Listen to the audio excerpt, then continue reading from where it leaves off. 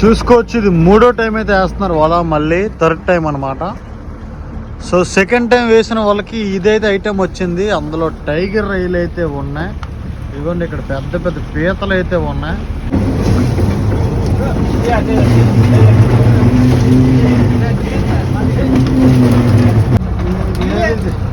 చూసుకోవచ్చు, ఇదైతే 3rd ట్రిప్కి వచ్చిన ఫిషింగ్ అనమాట. సెకండ్ ట్రిప్ అయిపోయింది కదా, 3rd ట్రిప్